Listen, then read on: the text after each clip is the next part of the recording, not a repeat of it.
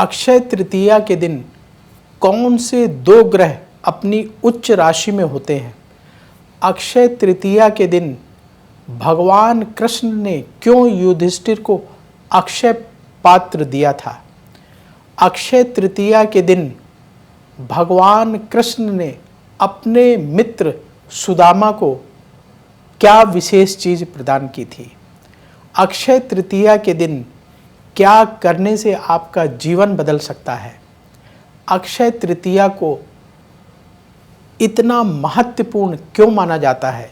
इन सब विषयों पर सीधे सीधे बात करेंगे आज के इस वीडियो में।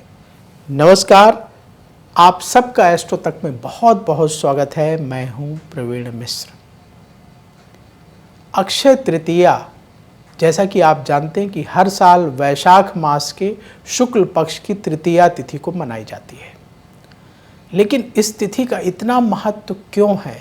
इस तिथि का लोग बहुत समय से इंतजार क्यों करते हैं? हर साल लोग इंतजार करते हैं, अक्षय तृतीया आएगी, उस दिन अबूझ मुहूर्त होगा, उस दिन हम जो है गृह प्रवेश कर लेंगे।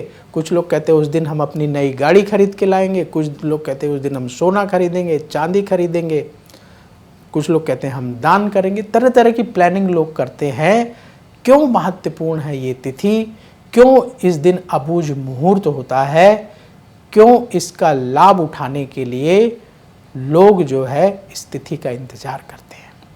देखिए, सबसे पहली बात, अक्षय तृतीया का महत्व युगों से चला आ रहा, हर युग में इसका महत्व रहा। सतयुग में, त्रेता में, द्वापर में, हर युग में महत्व रहा है। और हर युग में अक्षय तृतीया के दिन कोई ना कोई बड़ा कार्य हुआ है। तो पहले सवाल का जवाब दीजिए। पहली बात हमने कही थी, अक्षय तृतीया के दिन कौन से दो ग्रह उच्च के होते हैं जिनका विशेष प्रभाव होता है, जिससे कि ये दिन बड़ा महत्वपूर्ण बन जाता है। देखिए, अक्षय तृतीया के दिन सूर्य अपनी उच्च राशि मेष में होते हैं। किसी भी साल जब अक्षय तृतीया पड़ेगी, उस दिन सूर्य मेष राशि में होंगे, अपनी उच्च राशि में होंगे। अक्षय तृतीया के दिन दूसरा ग्रह चंद्रमा अपनी उच्च राशि में होगा। चंद्रमा की उच्च राशि मानी जाती है वृष राशि, और चंद्रमा की नीच राशि मानी जाती है वृश्चिक राशि।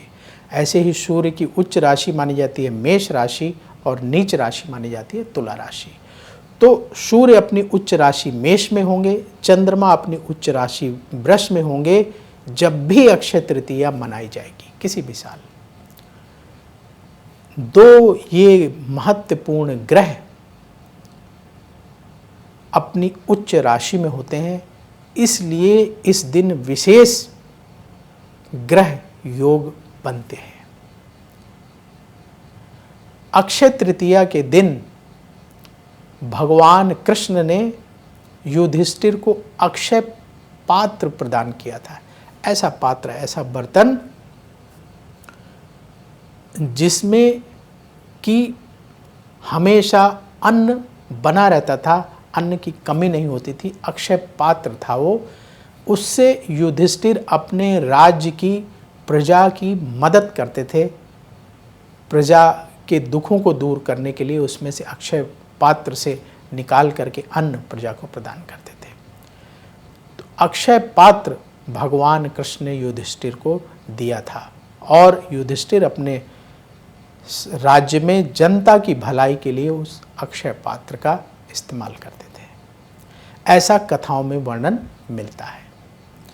ऐसा कथाओं में वर्णन मिलता है कि अक्षय तृतीया के दिन ही भगवान कृष्ण से मिलने सुदामा द्वारकापुरी पहुँचे थे, और भगवान कृष्ण और सुदामा की मुलाकात अक्षय तृतीया के दिन हुई थी।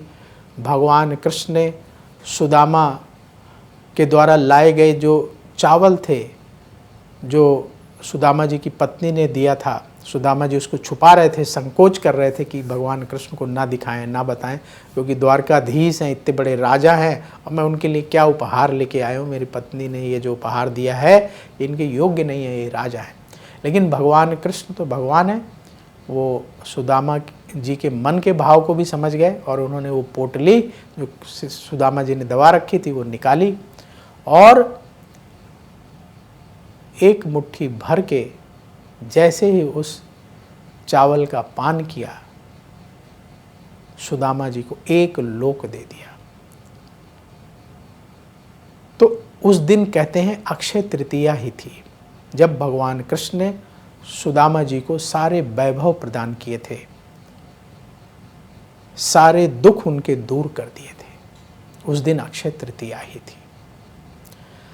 ऐसा कई ग्रंथों में वर्णन मिलता है कि अक्षय तृतीया के दिन जिन लोगों ने दान किया है, बहुत सारी कथाएं मिलती हैं, उन्हें अगले जन्म में कोई उनमें से राजा बनाए। एक सेठ की कथा मिलती है, सेठ जी ने अक्षय तृतीया के दिन बड़े दान किए, वो हर साल अक्षय तृतीया के दिन बहुत दान करते थे, तो अगले जन्म में वो बहुत प्रतापी राजा बने। ऐसे कई कथाएं हैं कि जो लोग अक्षय तृतीया के दिन दान करते हैं उनका जो अगला आने वाला जन्म है वो बहुत उच्च कोटि का होता है। उस जन्म में उन्हें अच्छा धन वैभव मिलता है। जो ऐसा आपने भी सुना होगा, कहते हैं ना कि इस तिथि को दान करोगे तो कई गुना बढ़ के मिलेगा। वो कई गुना बढ़ के कैसे मिलता है? अगले जन्म में उसका प्रताप नज़र आता है। वो किया गया दान आपको कई गुना धन अगले जन्म में प्रदान करता है, और इस जन्म में भी उस दान का फल अवश्य मिलता है।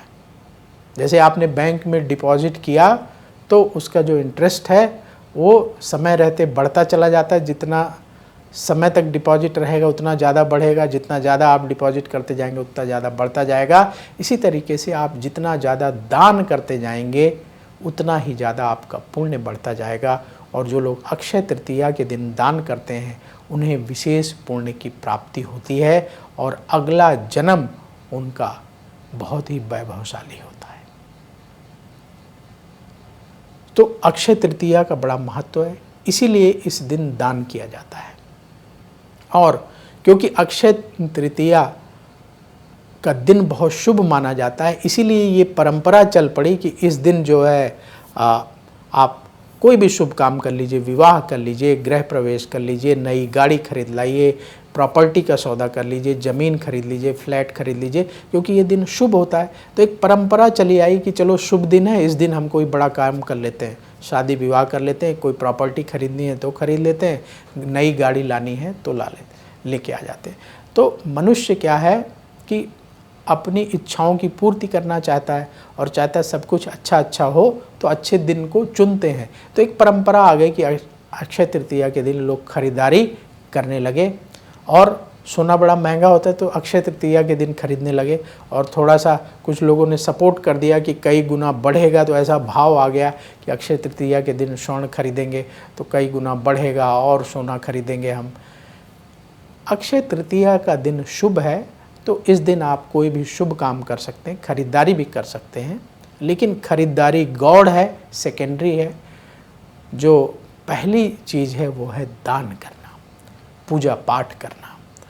अक्षय तृतीया के दिन जो लोग भगवान विष्णु का पूजन करते हैं, भगवान विष्णु को अक्षत अर्पित करते हैं, पुष्प अर्पित करते हैं, भगवान विष्णु की आरती करते हैं, उन्हें विशेष कृपा भगवान विष्णु प्रदान करते हैं। इसलिए अक्षय तृतीया के दिन का सदुपयोग करिए। इस दिन आप भगवान के चरणों में अपना मन लगाइए। इस दिन आप ज़्यादा से ज़्यादा भगवान विष्णु की पूजा करिए, भगवान विष्णु के मंत्रों का जाप करिए।